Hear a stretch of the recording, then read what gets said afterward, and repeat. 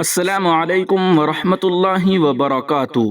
الجامعۃ الاسلامیہ دارالعلوم دیوبند کی جانب سے بہت ہی ضروری اعلان ہے، تمام طلبہ عزیز دھیان سے سنیں، اور میں دیگر مدارس والوں سے بھی گزارش کر رہا ہوں کہ آپ بھی اس اعلان کو سماعت فرمائیں اور اپنے مدرسے کے اندر بھی اس طرح کے قوانین لاگو ضرور کریں۔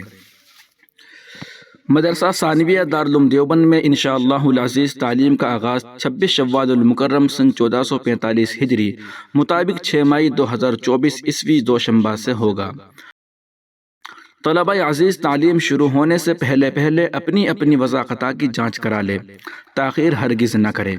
اگر کوئی قدیم یا جدید طالب علم تعلیم شروع ہونے کے بعد وضاقتہ کی جانچ کرائے گا تو جتنے ایام کی تاخیر ہوگی وہ سب ایام غیر حاضری میں شمار ہوں گے، اور حسب تجویز مجلس شورا عربی اول و دوم درجہ حفظ اور تکمیل افتاء میں مجموعی طور پر 90 گھنٹوں کی غیر حاضری پر اعادہ سائل ہو جائے گا، اور بقیہ درجات میں 150 گھنٹوں کی غیر حاضری پر اعادہ سائل ہو جائے گا۔